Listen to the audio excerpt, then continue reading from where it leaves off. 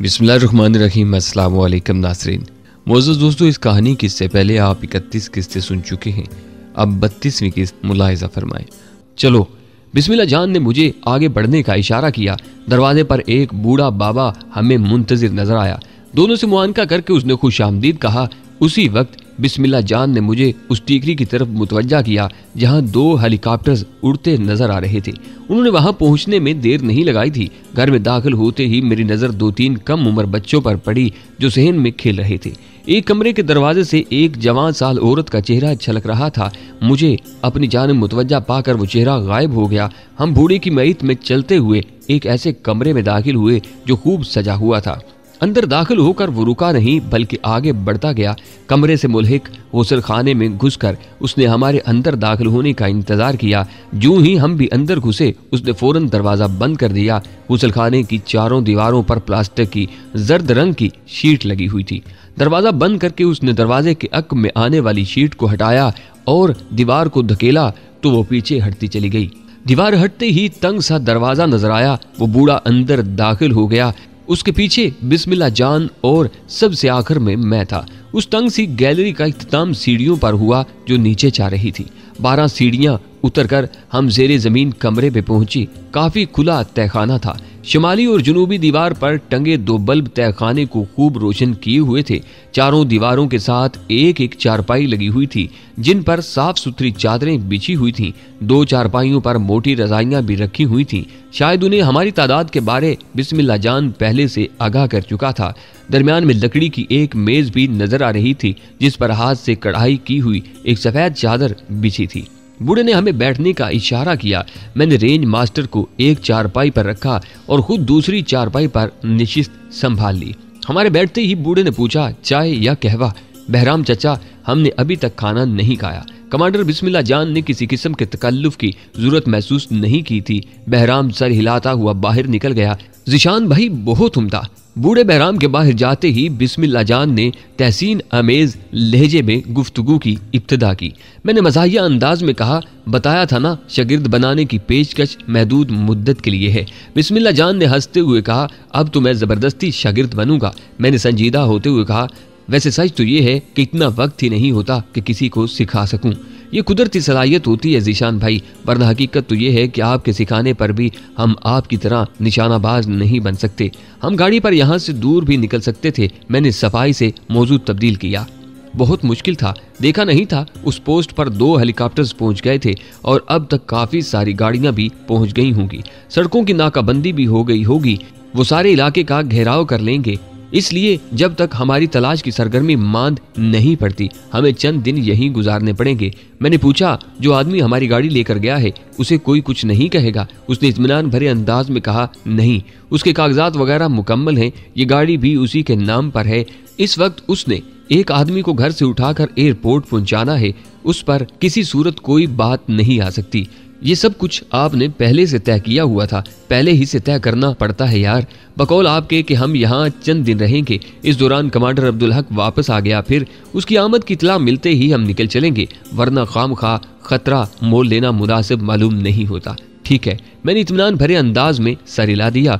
बुरा ना मनाओ तो एक बात पूछूं? पूछो। मैं उसे हैरानी से घूरने लगा। आपने उस लड़की को क्यों कुछ नहीं कहा? हालांकि वो आपके लिए नहायत आसान हदफ थी। वो मेजर जेनिफर हेंसले के बारे मुस्तफसर था। अब मैं उसे क्या बताता कि वो मेरे लिए क्या थी? मैंने कहा, आपने उस वक्त मुझे उस पर गोली चलाने की तरगीब भी दी थी। वैसे आपको कैसे मालूम हुआ कि मैंने उस पर निशाना साधा हुआ है? आप इतनी तेज रफ्तारी से फायर कर रहे थे, अचानक ही आप रुक गए और दूरबीन में मुझे भी वो लड़की वाजे नजर आ रही थी कि बाकी लोग छुपने के लिए भागते फिर रहे हैं और वो सीना ताने खड़ी है। कोई वजह तो थी ना। उस वक्त मुझे यही लगा कि आप औरत समझकर उस पर गोली नहीं चला रहे, लेकिन बाद में सोचा तो मामला कुछ और ही लगा, क्योंकि कोई अमेरिकन औरत इतनी दलेर नहीं हो सकती जो यूं अकड़ कर एक स्नाइपर के सामने खड़ी रहे जबकि दाएं बाएं उसके कई साथियों की लाशें भी बिखरी पड़ी हों। सबसे बढ़कर हमारी जानब यूं देख रही थी जैसे हम उसे नजर आ रहे हों। चंद लम्हे सोचने के बाद मैंने कहा, वो मेजर जेनिफर हेंसले है। मेरे साथ उसने स्नाइपर कोर्स किया है और अफगानिस्तान के महाज पर वो मुझे मिलने की खातिर ही पहुंची है। उसे क्या मालूम कि आप अफगानिस्तान में हैं और ये कि अभी फायर करने वाले आप ही हैं, और आपको कैसे मालूम कि वो आपकी खातिर यहाँ पहुंची है? वो एक ही सांस में कई सवाल कर गया था। गुज़िश्ता कई माह से मैं वजीरिस्तान में मसरूफ था और ये तो आप जानते ही होंगे कि दहशतगर्दों का असली सरपरस्त अमेरिका ही है। वहाँ वजीरिस्तान में जिस दहशतगर्द से मेरा टकराव हुआ वो अमेरिकन का खास पुर्जा था। उसकी और उसके जानशीन की मौत के बाद मुझे एक जरगे में सामने आना पड़ा।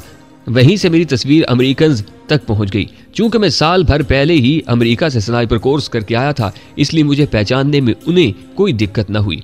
मेजर जेनिफर अमेरिका की खुफिया एजेंसी की मेजर है और मुझसे मोहब्बत के दावेदार भी। बस मुझे अमेरिका के लिए काम करने पर राजी करने के लिए वो अफगानिस्तान आने पर तैयार हो गई। मैंने जेनिफर के मुतल्लिक तमाम जरूरी बातें कमांडर बिस्मिल्लाह जान के सामने धुरा दी। मेरी बात के इख्तिताम पर उसने पुरख्याल अंदाज में सर हिलाया। तो वो आपको हमारे खिलाफ इस्तेमाल करना चाह रहे थे। मैंने असबात में सर हिला दिया। वैसे ये बात अब तक भी वाज़ेह नहीं हुई कि इस मेजर को ये कैसे मालूम हुआ कि फायर करने वाले आप हैं। जितनी दूर से उन्हें निशाना बनाया जा रहा था, शायद जेनी के नज़दीक इतने फासले से मैं ही किसी को निशाना बना सकता हूँ। अब की है काम की बात। वो चहका, वैसे एक हबशन से इश्क लड़ाने का ख्याल आपको कैसे आया? इतनी दूर से भी उसकी बदसूरती मुझ पर असर डाले बगैर नहीं रह सकी। यकीनन ताकतवर दूरबीन से जेनिफर के ट्रेसी वालकर के रूप की कालक उसे वाजे हो गई थी। मैंने संजीदा अंदाज में कहा, कमांडर, अगर आपने उसकी असल शक्ल देख ली तो जो पहला ख्याल आपके दिमाग में आएगा वो यही होगा कि उसे मुसलमान करके निकाह पढ़वाऊं या अहली किताब से निकाह पढ़वाने की इजाजत से फायदा उठाया जाए। मजाक कर रहा था यार। मेरी संजीदगी को उसने गुस्से पर महमूल किया था, मगर मैं मजाक नहीं कर रहा। बिला शक शुबा वो ऐसी ही है। उसी वक्त बूढ़ा बहराम खान खाने के बर्तन उठाए अंदर दाखिल हुआ और हम चुप हो गए। हमारे खाना खाने के दौरान बहराम चाचा कहवा बनाकर ले आया था। कहवा पीकर मैंने बहराम चाचा से राइफल साफ करने के लिए कपड़ा मांगा और रेंज मास्टर को खोलकर साफ करने लगा। बिस्मिल्लाह जान आराम करने लेट गया था। चंद दिन हमें वहीं गुजारने पड़ गए थे। इस दौरान कमांडर बिस्मिल्लाह जान मोबाइल फोन पर भी मोहतात अंदाज में गुफ्तगू किया करता था। शहर भर में मुजाहिदीन की तलाश में काफी छापे मारे गए, मगर दुश्मनों को कोई कामयाबी हासिल नहीं हुई थी। उनका काफी नुकसान हुआ था। 9 आदमी बशमूल एक कर्नल और लेफ्टिनेंट कर्नल के हलाक हुए थे और एक लेफ्टिनेंट कर्नल जख्मी हुआ था। जख्मी होने वाला वही था जिसे मेजर जेनिफर हेंसले की बदौलत रायत मिली थी। मरने वाले करीबन सारे ऑफिसर ही थे। बस एक अफगानी फौजी गलती से मारा गया था, वो भी उस वजह से कि उसका बाकी जिस्म सोफे के अक्म में छुपा था और सिर्फ उसका सर आड़ से बाहर नजर आ रहा था। मरने वाले सीनियर का नाम जानकर मुझे खुशगवार हैरत हुई थी। वो कर्नल कॉलन फील्ड था। यकीनन वो वजीरिस्तान में हुलिया तब्दील करके आया था। ये भी मुमकिन था कि वहां पर उसके बहरूप में कोई और आया हो और उसका सिर्फ नाम इस्तेमाल किया गया हो। अल्बर्ट ब्रोक भी मुझे कहीं नजर नहीं आया था। शायद वो भी हुलिया तब्दील करके मुझे मिलता रहा था या फिर वो वहां मौजूद ही नहीं था। जेनिफर तो ट्रेसी वालकर के हुलिये में मुझे नजर आ गई थी। इतने फासले से शक्लें बिल्कुल वाजे तो नजर नहीं आती थी, लेकिन जिसके साथ कुछ वक्त बिताया जा चुका हो उसकी पहचान मुश्किल नहीं होती। शक्लो सूरत, जिस्मानी खालोखद और हरकत सकनात भी किसी आदमी की पहचान में मददगार साबित हो सकती हैं।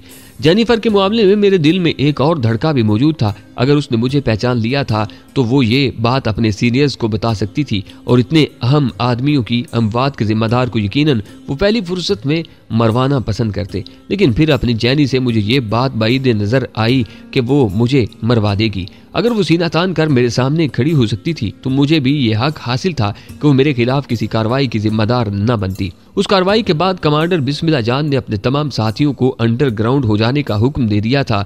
खुद मैं और वो भी हफ्ता भर उसी तहखाने में छुपे रहे। इस दौरान बहराम चाचा और उसका बेटा दिलगीर खान हमारी ज़ुरियात का ख्याल रखते रहे। कमांडर अब्दुल हक अभी तक नहीं लौटा था, इस वजह से मुझे भी कोई जल्दी नहीं थी। हालात के थोड़ा सा साजगार होते ही हम दिलगीर खान की गाड़ी में बैठे अपने ठिकाने का रुख कर रहे थे। रेंज मास्टर और बिस्मिल्लाह जान की क्लशिनकोव दिलगीर खान एक दिन पहले बिस्मिल्लाह जान के खुफिया अड्डे तक पहुंचा चुका था। उस वक्त हमारे पास अपनी हिफाजत के लिए एक पिस्तौल मौजूद था। हम किसी मुज़ाहमत का सामना किए बगैर पहाड़ों में छुपे खुफिया अड्डे तक पहुंच गए थे। हमें पहाड़ के दामन में उतार कर दिलगीर खान वहीं से रुखसत हो गया। हम जब गार दर गार ठिकाने के पास पहुंचे तो हमें पुरजोश तरीके से खुशामदीद कहा गया। उन्होंने मंसूबा इतना बड़ा नहीं बनाया था जितना कि दुश्मन का नुकसान कर चुके थे और उस कार्रवाई का रूह रवां मैं था। उससे पहले कमांडर अब्दुल हक उन्हें मेरी निशानाबाजी के काफी वाकयात सुना चुका था, मगर हालिया वाक़े के तो वो खुद शाहिद थे। उनके वहमो गुमान में भी नहीं था कि इतनी दूर से यूं कामयाब निशाना बाजी मुमकिन हो पाएगी। अब्दुल हक को गए हुए 3 हफ्ते हो गए थे। उसने कुछ ज्यादा ही वक्त ले लिया था। तीसरे हफ्ते के इख्तिताम पर वो लौट आया। उस तक भी मेरे हालिया कारनामे की खबर पहुंच गई थी। मिलते साथ उसने मेरी पीठ थपकते हुए शाबाश कहा था। वो भी कामयाब लौटा था। रात को आराम के लिए लेटते वक्त वो तफसील बताने लगा। हमारी कार्रवाई की तफसीलात वो पहले ही बारीक बीनी से कर चुका था। मुझे इन तफसीलात को जानने में कोई खासी दिलचस्पी नहीं थी कि उसने किस तरह मेरे वीज़े वगैरह का बंदोबस्त किया और कैसे एक कंस्ट्रक्शन कंपनी में जगह पैदा की। उसका खैरियत और कामयाबी से लौट आना ही मेरे लिए काफ़ी था। वीज़े के ज़मन में खर्च होने वाली रकम मैंने उसके हवाले कर दी थी। अब मेरे पास ले दे के गुलगारे बहन की दी हुई रकम ही बाकी बची थी और गजनी जाने के लिए मुझे पैसों की अच्छी खासी जरूरत पड़ सकती थी। बहरहाल वो बाद का मसला था, उस बारे कुछ न कुछ कर ही लेता। फिलहाल मुझे आगे का लाहे अमल तय करना था। जेनिफर से राब्ते की कोई सूरत नजर नहीं आ रही थी, वरना मुझे इतने पापड़ बेलने न पड़ते। मुझे अपनी बेवकूफ़ी पर गुस्सा आने लगा। अगर आखिरी मुलाकात में मैंने उससे राब्ता नंबर ले लिया होता तो इतना मसला पैदा न होता। सुबह मुझे गजनी जाने के लिए रवाना होना था, इसलिए मैं जल्दी सो गया और सुबह गजनी पहुंच गया। उसके होटल में दाखिल होते ही मैं भी अंदर घुस गया। उससे 2 मेजें छोड़कर मुझे खाली निशिस्त मिल गई थी। बैरे को कहवा लाने का बताकर मैं बज़ाहिर सरसरी नजर होटल के हाल में दुड़ाने लगा। मैं पिछले 1 हफ्ते से गजनी में मौजूद था। मेरी शनाख्त का कागजात पूरे थे। आते वक्त कमांडर बिस्मिल्लाह चांद ने चंद साथियों के पते दिए थे जिनसे मैं ज़रूरत की कोई चीज़ भी मांग सकता था। किसी के घर में फला लेने की बजाय मैंने एक सस्ते से होटल में रहना पसंद किया था, क्योंकि बगैर अशद ज़रूरत के मैं किसी को तंग करना या ख़तरे में नहीं डालना चाहता था। ये दूसरा अमेरिकन था जिसका मैं ताक़ुब कर रहा था। इससे पहले मैं एक अमेरिकन सहाफ़ी के पीछे 3 दिन तक पड़ा रहा था, मगर वो बंदा साफ निकला। अब ये दूसरा था और इसकी भी कोई मशकूक हरकत नजर नहीं आई थी। वो सारा दिन गजनी के मकामात में घूमता, मुख्तलिफ मकामात की तस्वीर लेता, मकामी लोगों से मुलाकात करता, यूँ जैसे वो कोई ख़ास रिपोर्ट तैयार कर रहा हो। हथियार के नाम पर मेरे पास एक 9mm पिस्तौल मौजूद था जो मुझे कमांडर बिस्मिल्लाह जान से मिला था। उस पिस्तौल से फायर करके मैंने उसके ठीक होने की अच्छी तरह तसल्ली कर ली थी। शाम तक मैं उसी सहाफ़ी के ताक़ुब में लगा रहा। अंधेरा छाने पर मैं अपने होटल में लौट आया था। चूंकि मुसलसल एक होटल में रहना मुझे मशकूक कर सकता था, इस वजह से मैं 2-3 दिन से ज्यादा किसी होटल को अपना मस्कन नहीं बनाता था। सुबह मेरा इरादा काबुल जाने का बन रहा था, क्योंकि गजनी में मुझे अपने मकसद का हसूल मुश्किल नजर आने लगा था। रात का खाना मैं होटल के हाल ही में बैठकर खाता और इसी बहाने वहां मौजूद लोगों पर नजर भी डाल लिया करता। खाना खाने के दौरान एक मकामी आदमी पर मेरी नजर पड़ी। उसने चेहरे पर मफलर की तरह काले रंग की चादर लपेटी हुई थी। दाखिली दरवाजे पर खड़े होकर उसने एक सायराना निगाह हाल में दौड़ाई। उसकी नजर एक लम्हे के लिए मुझ पर रुकी और फिर दाएं बाएं का जायजा लेकर वो मुझसे 2 टेबल छोड़कर बैठ गया। चाल ढाल से वो कुछ देखा भाला लग रहा था, मगर मेरे ज़हन में नहीं आ रहा था कि उसे कहाँ देखा है। गो उस मामले में मेरी यादाश्त बहुत तेज़ है और कोई ऐसा आदमी जिससे मेरा हल्का सा भी वास्ता रह चुका हो मुझे भूलता नहीं है। लेकिन ज़हर पर जोर देने के बावजूद मुझे कुछ याद नहीं आ सका कि उसे कहाँ देखा है। शायद चेहरे से लिपटी हुई चादर की वजह से मैं उसे पहचान नहीं पा रहा था। खाना खाकर मैंने कहवा पिया। इस दौरान उसने भी अपने लिए कहवा मंगवा लिया था। कहवा पीकर भी वो वहीं बैठा रहा। यूं लग रहा था जैसे वो कुन अखियों से मुझे ही देख रहा है।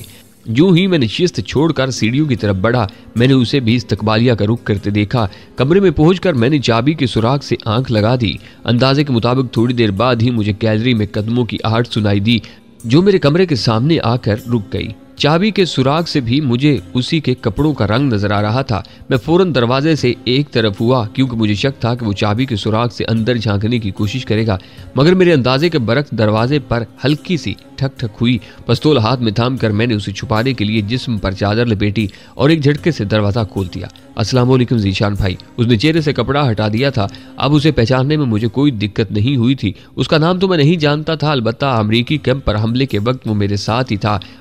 मैंने एक तरफ हटते हुए उसे अंदर आने का मौका देकर उससे मुस्तफसर हुआ। उसके अंदर घुसते ही मैंने दरवाजा बंद कर दिया। बैठो। लकड़ी की पुरानी सी कुर्सी की तरफ इशारा करके मैंने उसे बैठने का इशारा किया। शुक्रिया कहते हुए वो बैठ गया। आपका नाम मुझे नहीं आता। अहमद। तो अहमद भाई वही हाल ही में मिल लेते, मुझे ऐसे ही डरा दिया। मैंने सोचा आप मुझे नहीं पहचान पाएंगे और अपना तारुफ करवाने के लिए अलहदगी की जरूरत थी। होटल में घुसते ही मैंने आपको पहचान लिया था, बस चेहरा छुपा होने की वजह से याद नहीं आ रहा था कि कहाँ देखा है। आपका पता मुझे कमांडर से मालूम हुआ है और उन्हीं ने मुझे आपसे मिलने का कहा है। मैंने पूछा खैरियत? हाँ खैरियत है, एक मशकूक शख्स के बारे इतला देना थी तो मोबाइल फोन पर बता देते। कमांडर बिस्मिल्लाह जान ने एक मोबाइल फोन भी मेरे हवाले किया था। मुनासिब यही है कि मैं दूर से उसकी शक्ल आपको दिखा दूं। मैंने पूछा अभी जाना पड़ेगा? जी। उसने इस बात में सर हिला दिया। थोड़ी देर बाद आगे पीछे चलते हुए हम होटल से बाहर निकल आए। होटल से थोड़ी दूर आते ही हम इकट्ठे हो गए थे। मुझे साथ लिए वो पैदल ही एक तरफ रवाना हो गया। अमेरिकी कैंप पर हमले के बाद वो छुपने के लिए शहर में आ गया था। यहाँ उसका अपना घर मौजूद था। मुझे कमांडर बिस्मिल्लाह जान ने जिन आदमियों के पते दिए थे उनमें एक अहमद भी था, लेकिन यहाँ आकर मैं किसी से भी नहीं मिला था। उसकी गुफ्तगू का लब्बे लबाब यही था कि कमांडर बिस्मिल्लाह जान के 2 मुखबरों की लाशें एक दिन के फर्क के साथ गजनी के मज़ाफ़ात से मिली हैं। मुखबर अमूमन दोनों जानिब से मिले होते हैं, इसलिए उन्हें अपना राज नहीं बताया जाता। दोनों को मारने से पहले तशद्दुद का निशाना भी बनाया गया था। उनमें से एक का ताल्लुक अफगान आर्मी से था और उसने मरने से एक दिन पहले कमांडर बिस्मिल्लाह जान के साथी बिलाल से बात करके अपने ताक़ुब की बाबत मुतल्ला किया था। हर मुखबर के सामने एक ही आदमी को सामने लाया जाता है जो उस मुखबर से राब्ते में रहता है, और उस फौजी के साथ बिलाल का राब्ता था। वो छुट्टी पर घर आया हुआ था। बिलाल ने उसे छुट्टी खत्म करके वापस हाजिर होने का मशवरा दिया था, लेकिन अगले ही दिन शहर के मदाफात से उसकी लाश मिली थी। बिलाल फौरन जेरे ज़मीन हो गया। अलबत्ता जाने से पहले उसने फौजी का ताक़ुब करने वाले की पहचान अहमद को करा दी थी। गुज़िश्ता रोज़ एक दूसरे मुखबर की लाश मिली। दूसरे ने भी कई बार मुजाहिदीन को काम की खबरें पहुंचाई थी। दूसरा एक सहाफ़ी था। कमांडर बिस्मिल्लाह जान को शक था कि दोनों कत्ल एक ही सिलसिले की कड़ी हैं। उसने अहमद को मुझसे राब्ता करके मुखबर का ताक़ुब करने वाले की बाबत बताने का कहा और अब अहमद मुझे उसी मकसद से वहाँ ले जा रहा था। मशकूक शख्स के ठिकाने तक अहमद तमाम तफसीलात दोहरा चुका था। वो गजनी के बेहतरीन होटल में क़याम पजीर था। रात इतनी नहीं बीती थी, होटल का हाल तकरीबन भरा हुआ था। हम भी एक कोने में खाली मेज़ के गिर्द बैठ गए। दूसरी मंजिल कमरा नंबर 32A में रहता है। क्रिस कार्टर नाम है, शायद खाने के लिए नीचे हाल में आ जाए। दाएं बाएं नजरें दौड़ाते हुए उसने धीमे लहजे में कहा। मैंने पूछा अगर मैं ना होता तो आप उसके साथ क्या करते? ऐसे जासूसों को हम भी माफ नहीं करते। उसी वक्त बैरा हमारे करीब आया। 2 काफी, अहमद ने उसके दरियाफ्त करने से पहले बता दिया और वह सर हिलाते हुए वापस मुड़ गया। अहमद मुझे होटल के बारे जरूरी बातें बताने लगा। काफी पी कर भी हम काफी देर बैठे रहे और फिर हम मायूस होकर उठने ही लगे थे कि अहमद एकदम मेरी तरफ झुका। वो सफेद सूट वाला सीढ़ियों से उतर कर आ रहा है। मैं गैर महसूस अंदाज में उस तरफ मुतवज्जा हुआ। घुटे हुए मजबूत जिस्म और लंबे कद वाला एक आदमी मुझे सीढ़ियों से उतरता दिखाई दिया। हाल में तायराना नजर दुड़ाकर वो एक खाली मेज की तरफ बढ़ गया। उसके नशिस्त संभालने तक चाकू चुबंद बैरा उसके करीब पहुंच गया था। उसके आर्डर देने तक बदेसी लिबास में मलबूस एक मकामी हसीना सीढ़ियां उतरती हुई उसके करीब पहुंची और बेतकल्फी से उसके सामने बैठ गई। लड़की की पीठ हमारी जानब थी। उसके अंदाज से वाज़े नजर आ रहा था कि वो उसके साथ ही रहाइश पजीर है। ये कौन है? कुनखियों से उसे घूरते हुए मैं अहमद से मुस्तफसर हुआ। इस तरह की कई लड़कियां यहाँ मिल जाती हैं, बस जेब का मुंह खोलना पड़ता है। मेरा ख्याल है चलना चाहिए। वहाँ मजीद बैठना मुझे मुनासिब नहीं लगा था। इस बात में सर हिलाते हुए अहमद ने बैरे को करीब आने का इशारा किया और बिल अदा करके हम वहाँ से बाहर निकल आए। क्रिस कार्टर लड़की से महवे गुफ्तगू था, लेकिन उसकी आंखें किसी सर्च लाइट की तरह चारों तरफ घूम रही थी। होटल से निकलते ही मैंने कहा मुझे कुछ रकम चाहिए, चलो। वो मुझे साथ लेकर एक प्लाजे की तरफ बढ़ गया। वहाँ लगी ATM मशीन से मतलूबा रकम निकाल कर उसने मेरे हवाले की और हम वापस मुड़ आए। मेरे होटल का रुख करते हुए उसने पूछा अब क्या इरादा है? सुबह उस होटल में कमरा लूंगा, बाकी लाहे अमल बाद का मसला है। अगर मेरे लायक कोई खिदमत हो तो जरूर बताना। उसने पुरखुलूस लहजे में ऑफर की। मोटरसाइकिल मिल जाती तो उसके ताक़ुब में आसानी रहती। लाजमन उसके पास जाती या किराए की गाड़ी होगी, जरूर मिलेगी, मगर इतनी सर्दी में मोटरसाइकिल की सवारी कुछ मुश्किल हो जाती है। मैं खुद टैक्सी में आता जाता हूँ, मजबूरी है, शायद बर वक्त टैक्सी न मिल पाए। मैंने ख्याल जाहिर किया। सही कहा, उसने इस बात में सर हिला दिया। हम होटल के करीब पहुंच चुके थे। उसने करीब से गुजरती हुई खाली टैक्सी को इशारा करके रोका। अंदर बैठते ही वो अपने घर का पता बताने लगा। वो पता पहले से मेरी यादाश्त में महफूज था कि बिस्मिल्लाह जान उसका पता मेरे हवाले कर चुका था। अलबत्ता मैंने वहां जाने की जरूरत महसूस नहीं की थी। घर के सामने उतर कर उसने टैक्सी वाले को फारिग किया और इतलाई घंटी का बटन दबा दिया। मैंने पूछा साथ कौन रहता है? वो मुस्कुराया, तुम्हारी भाभी। उसी वक्त अंदर से कदमों की चाप उभरी और एक नस्वानी आवाज ने पूछा कौन? उसने जवाब दिया अहमद, मेरे साथ मेहमान भी है। दरवाजा खुलते ही मेरी नजर एक जवान सल खातून पर पड़ी जिसने मेहमान का सुनकर चेहरा ढांप लिया था। सिर्फ उसकी आंखें चादर के अक्ब से झलक रही थी। उस पर नजर पड़ते ही मैंने सर झुका लिया। वो भी दरवाजा खोलकर पीछे मुड़ गई। अहमद भाई, चाय पानी का तकल्लुफ न करना। मैंने फौरन उसे मना किया, बल्कि मोटरसाइकिल बाहर ही ले आओ। एक प्याली कहवा सर्दी के साथ मुकाबला करने में मदद देगा, फिर किसी वक्त सही। ठीक है। मुझे वहीं रुकने का इशारा करके वो अंदर घुसा और लम्हा भर बाद मोटरसाइकिल लिए बाहर निकल आया। उसके हाथों में चमड़े के दस्ताने और मोटरसाइकिल के सेफ्टी गार्ड के साथ लटका हेलमेट देखकर मैंने सुख का सांस लिया था। सर्दी के मौसम में बगैर दस्तानों और हेलमेट के मोटरसाइकिल चलाना एक अजाब ही होता है। उससे अलविदाई मुसाफा करके मैं वापस होटल की जानिब बढ़ गया। वो रात मैंने उसी होटल में गुजारी। काबुल जाने का इरादा मैंने तर्क कर दिया था। 9-10 बजे के करीब नाश्ता करके मैं अपना मुख्तसर सामान उठाकर निकल आया। दूसरा होटल इतनी दूर नहीं था कि मुझे टैक्सी वगैरह का तकल्लुफ करना पड़ता। 15-20 मिनट में मैं वहां पहुंच गया था। होटल के हाल मुझे इक्का दुक्का गाहक ही नजर आए। ऐसे होटलों की रौनक रात के वक्त देखने वाली होती है। इस्तकबालिये पर जाकर मैंने कमरे का पूछा। निचली मंजिल में एक कमरा खाली था, मगर मैंने दूसरी मंजिल पर कमरा लेना पसंद किया। कमरे की चाबी मेरी जानब बढ़ाते हुए इस्तकबालियन मानी खेज लहजे में बोला, सर अगर कोई खास खिदमत दरकार हो तो बिला तकल्लुफ हुक्म करना। जरूर। चाबी पकड़ते हुए मैंने मुंह बनाया। उसकी खास खिदमत से मैं नावाकिफ नहीं था, लेकिन इस तरह की गलीज खिदमतों से मैं यूं ही बेहतर था। 3 दिनों का एडवांस किराया जमा करा के मैं सीढ़ियों की तरफ बढ़ गया। थोड़ी देर कमरे में गुजार कर मैं होटल के हाल में आन बैठा। मैं चाहता था कि मेरी बेखबरी में वो बाहर न निकल जाए। एक स्नाइपर को जासूस बनना पड़ गया था। वो इंतजार दुनिया का पुरअज़ियत काम है, मगर स्नाइपर बेचारे का तो इंतजार के साथ बहुत मजबूत रिश्ता है। अपने शिकार के इंतजार में स्नाइपर को कई घंटे बल्कि दिन गुजारने पड़ जाते हैं।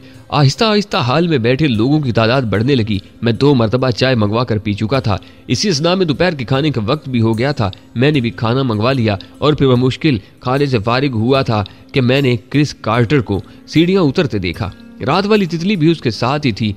वो अब भी स्किन टाइट पजामे और बमुश्किल नाव तक आती शर्ट में मलबूस थी। अलबत्ता सर्दी की वजह से घुटनों तक आते फर के कोट ने छुपने के काफी तकाजे पूरे कर दिए थे। कोट सामने से खुला होने की वजह से मुझे दूर ही से उसके पेट की सफेदी नजर आ गई थी। हाल में रुकने के बजाय वो बैरूनी दरवाजे की तरफ बढ़ गए। उसे देखते ही मैंने हिफ्ज़े मुतकद्दम के तौर पर बैरे को बिल लाने का इशारा कर दिया था। उनके दरवाजे के करीब पहुंचने तक मैंने बिल दस्तखत करके वापस बैरे की तरफ बढ़ाया और उनके पीछे कदम बढ़ा दिए। मेरे दरवाजे से निकलने तक वो पार्किंग में पहुंचकर सफेद रंग की कार में बैठ रहे थे। मैं उन पर तवज्जो दिए बगैर मोटरसाइकिल की तरफ बढ़ गया। मेरे मोटरसाइकिल अनलॉक और स्टार्ट करने तक वो पार्किंग से निकलकर सीमेंट की रवश पर चढ़ चुके थे। मैंने उसके सड़क तक जाने का इंतजार किया और फिर मोटरसाइकिल आगे बढ़ा दी। शहर में किसी का ताक़ुब करने के लिए मोटरसाइकिल एक बेहतरीन सवारी है।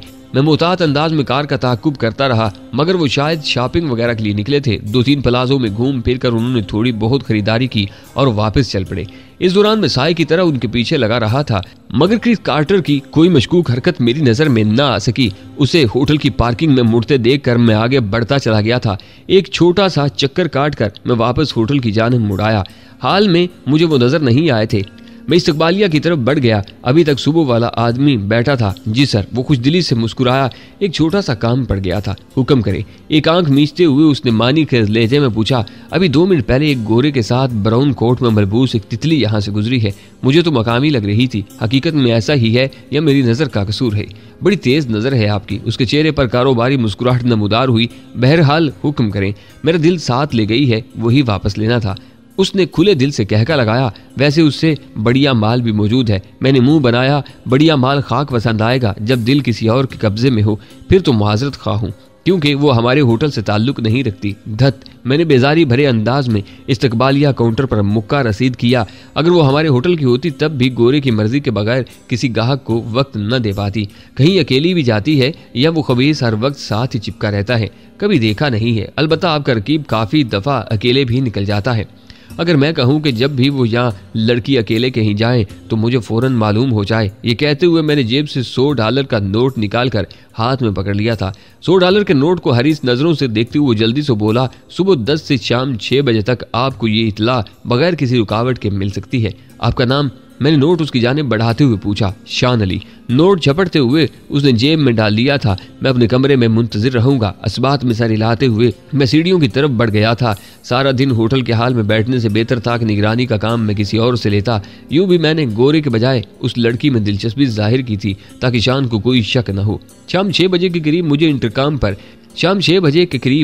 इंतकाम पर शान अली की कॉल मौसूल हुई। सर, मैं छुट्टी कर रहा हूँ, आपका रकीब और तितली कमरे ही में है। शुक्रिया कहकर मैंने रिसीवर रखा और तैयार होकर बाहर निकल आया। यूं भी काफी आराम कर लिया था। 8 बजे तक मेरा खौफजदा इंतजार जारी रहा।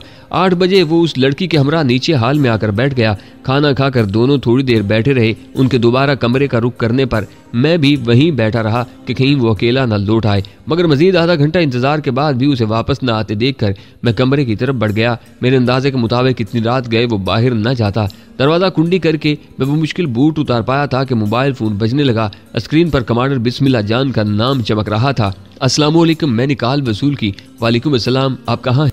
उसकी आवाज़ में शामिल घबराहट मुझे हैरान कर गई थी।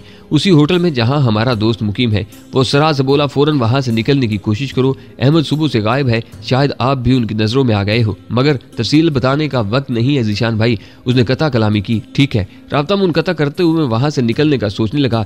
शायद मैंने देर कर दी थी। अहमद के उनके हत्थे चढ़ने का एक ही मतलब हो सकता था कि मैं कल से उनकी नज़रों में हूँ, और यकीनन उसी वजह से क्रिस कार्टर ने भी अपने किसी आदमी से मिलने की जरूरत महसूस नहीं की थी। मैं बुरी तरह फंस गया था। उनकी नज़रों में आए बगैर मैं होटल से निकल नहीं सकता था। अलबत्ता यह मुमकिन था कि वो सिर्फ मेरी निगरानी कर रहे होते और मैं बाहर निकलकर उन्हें जल देकर भाग जाता, लेकिन उसके बाद क्रिस कार्टर मेरे हाथ से निकल जाता। यकीनन मेरे गायब होने के बाद वो भी मंजरेआम से हट जाता। बेहतर यही था कि मैं उसे यरगमाल बनाकर होटल से उड़न छू होने की कोशिश करता। एक नतीजे पर पहुंचकर मैंने पिस्तौल की नाल पर साइलेंसर चढ़ाया और जिस्म पर चादर लपेटकर बाहर निकल आया। गैलरी सुनसान पड़ी थी। कमरा नंबर 32A तक मैं दबे कदमों चलता हुआ पहुंचा। दाएं बाएं देखकर मैंने गैलरी के खाली होने का यकीन किया और साइलेंसर को लाक के साथ लगाकर ट्रैगर दबा दिया।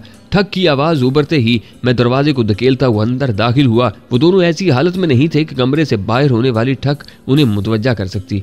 यकीनन क्रिस कार्टर के वहमो गुमान में भी ये नहीं था कि मैं ऐसी जुरात का मुजाहरा करूंगा। मेरी आंधी तूफान की तरह अंदर घुसने पर वो हड़बड़ा कर रह गए थे। लड़की के मुंह से सुरीली चीख बरामद हुई थी, मगर उस वक्त तक मैं दरवाजा भीड़ चुका था। तौलिया लपेट लो। मैंने हक्का बक्का बैठी लड़की को उसकी वेलेबासी की तरफ मुतवज्जा किया।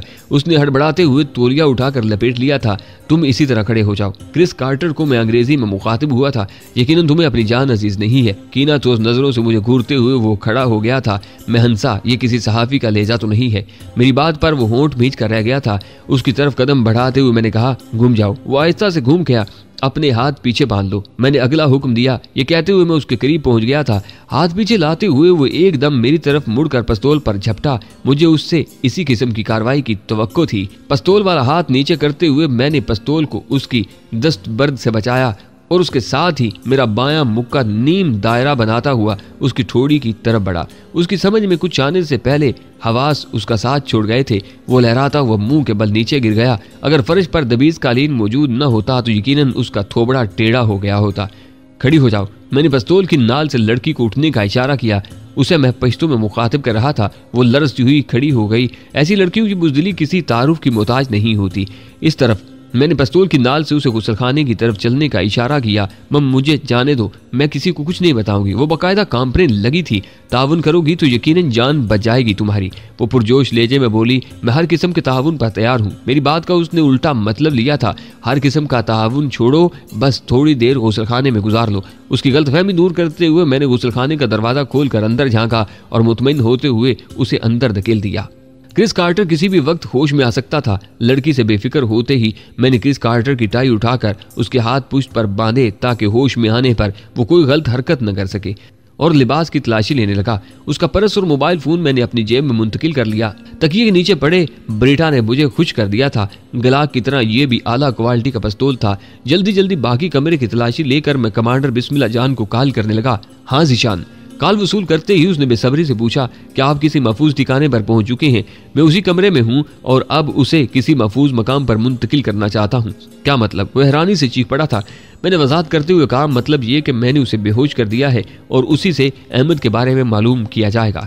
होटल से बाहर कैसे निकलेंगे? आप 2-3 साथियों को गाड़ी देकर होटल की जानिब भेजें। मैं उसे बाहर निकालने की सही करता हूँ, मतलब टाकरा होकर रहेगा। उसने खुश दिली से कहका लगाया। उसका बगैर चारा भी नहीं है। ठीक है, मेरी कॉल का इंतजार करना। उसने राब्ता मुनक़ता कर दिया।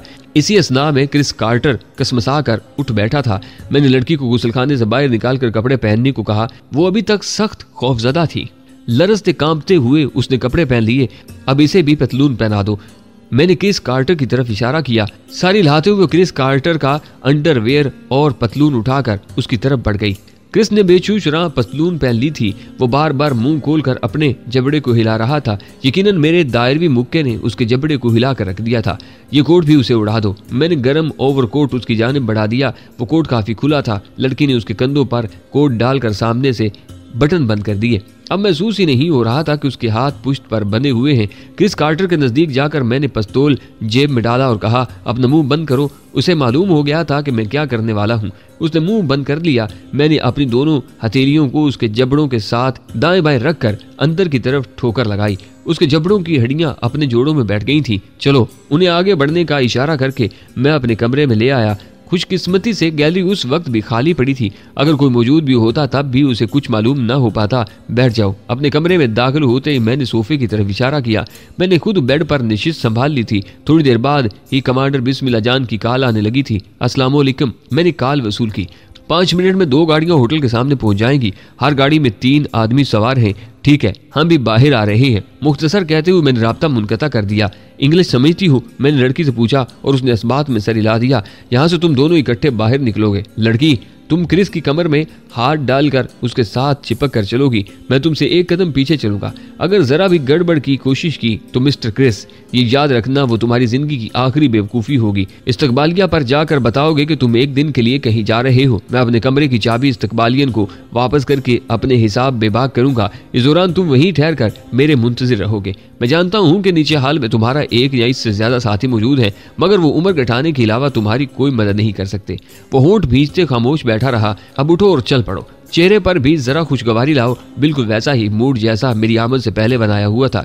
ये कहते हुए मैंने अपने जिस्म पर चादर लपेट ली थी ताकि पिस्तौल नजर न आए। सीढ़ियां उतरकर हम हाल में पहुंचे। इतनी रात गुजरने के बाद भी हाल मुकम्मल खाली नहीं हुआ था। इक्का दुक्का मेजें अब भी ग्राहकों से भरी पड़ी थी।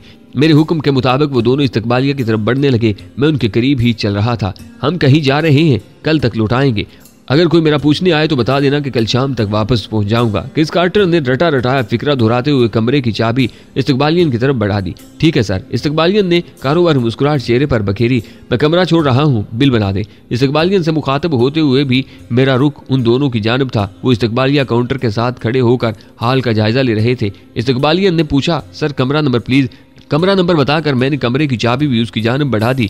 हिसाब किताब करके उसने बिल और मेरा पासपोर्ट मेरी जानिब बढ़ा दिया। बिल अदा करके मैंने कहा, 1 मिनट, जरा रजिस्टर दिखाना। ये ले सर। उसने रजिस्टर मेरी जानिब घुमाया। एक नज़र सफ़े पर घुमाते हुए मैंने तेजी से वो सफ़ा फाड़ कर अपने साथ रख लिया। क्या? उसने कुछ कहना चाहा मगर पिस्तौल की झलक देखते ही खामोश हो गया था। इसी दौरान एक लम्हे के लिए मैं क्रिस कार्टर से गाफिल हुआ। उसने कंधे से लड़की को मेरी जानिब धक्का दिया और बैरूनी दरवाजे की तरफ भागा। लड़की को वापस धकेल कर मैं उसके पीछे भाग पड़ा। उसी वक्त मुख्तलिफ कोनों से 3 अफराद खड़े हुए। मैंने फौरन घुटना टेक कर क्रिस की पिंडली पर फायर कर दिया। वो भाग रहा था लेकिन उसका मुझसे फासला चंद कदमों से ज्यादा नहीं था। गोली जाया होने का सवाल ही पैदा नहीं होता था। वो ऊंधे मुंह नीचे गिर पड़ा था। 3 आदमी पिस्तौल निकालकर हमारी तरफ बढ़े। तीनों मकामी ही थे। दाएं बाएं मेजों पर बैठे ग्राहकों को भी गड़बड़ का पता चल गया था। चंद निस्वानी चीखें बुलंद हुई। कोई पुलिस को बुलाने का मशवरा देने लगा। 3-4 आदमी दरवाजों की तरफ भागे। कुछ कोनों में सिमट गए थे। मैं भागकर क्रिस के करीब पहुंचा। वो कराते हुए उठ बैठा था। उसके गिरबान में हाथ डालकर मैंने जबरदस्ती खड़ा कर दिया। उसके साथी भी करीब पहुंच गए थे। तीनों के तेवर खासे बिगड़े हुए थे। अगर किसी ने होशियारी की कोशिश की तो ये जान से जाएगा। क्रिस की कनपट्टी से पिस्तौल लगाते हुए मैंने उन्हें धमकाया, बचेगा तू भी नहीं। एक ने जवाबी धमकी दी। सूरत हाल काफी बिगड़ चुकी थी। अगर मजीद वक्त गुजरता तो पुलिस भी वहां आ जाती। उन्होंने एक खास बेवकूफ़ी की थी कि वो एक जानिब इकट्ठे हो गए थे। अगर वो मेरे चारों जानिब खड़े हो गए होते तो मैं ज्यादा खतरे में होता। रात से सोचते हुए मैंने खतरा मोल लेने का फैसला किया और क्रिस को अपने सामने ढाल की तरह पकड़ते हुए कहा, मेरे 3 गिनने तक अगर तुम लोगों ने पिस्तौल नीचे न फेंके तो ये जान से जाएगा। 1। उन्होंने मेरी गिनती शुरू करते ही एक दूसरे की तरफ देखा और उसी लम्हे मैं काम कर गुजरा। बगैर लम्हा जाया किए मैंने पिस्तौल सीधा करके और ट्रैगर को मुसलसल दबाता गया। तीनों के माथे में गोलियां लगी थीं। इतनी तेजी से पिस्तौल से फायर करके किसी के सर में गोली मारना एक फन ही था, मगर वहां मुझे सराहने के बजाय तेज निस्वानी चीखें उभरना शुरू हो गई थीं। चलो, मैंने क्रिस को धकेला। वो कराहते लंगड़ाते हुए आगे बढ़ा। होटल के दाखिली दरवाजे के बाहर खड़े 2 हथियार बरदार दरबान यकीनन मेरे लिए मसला पैदा कर देते, मगर उसी वक्त दरवाजे से 4 क्लैशनकोफों वाले अंदर घुसे। उनमें से 2 को मैं पहचानता था। वो कमांडर बिस्मिल्लाह जान के साथ ही थे। एक ने दरबानों पर क्लैशनकोफ पकड़कर उन्हें एक तरफ होने का इशारा किया। बाकी तीनों मेरे करीब आ गए। क्या हुक्म है? वक्त नहीं है, उसे उठाकर ले जाना पड़ेगा। उसने सारी लाते हुए क्लेशंकोव साथी के हवाले की और क्रिस को कंधे पर उठाकर वापस मुड़ गया। दरवाजे के सामने ही 2 डबल कैबिन खड़ी थी। बैठते हुए मैंने एक आदमी को अहमद की मोटरसाइकिल की चाबी पकड़ाई और पार्किंग में खड़ी मोटरसाइकिल की जानिब इशारा करके कहा, आप अहमद भाई की मोटरसाइकिल ले आए। दूसरा सारी लाता हुआ नीचे उतर गया। दोनों डबल कैबिन आगे पीछे हरकत करते हुए आगे बढ़ गईं। मैं चादर से पट्टी फाड़कर क्रिस की पिंडली से बांधने लगा, वरना ज्यादा खून बह जाने से उसकी जान को भी खतरा हो सकता था।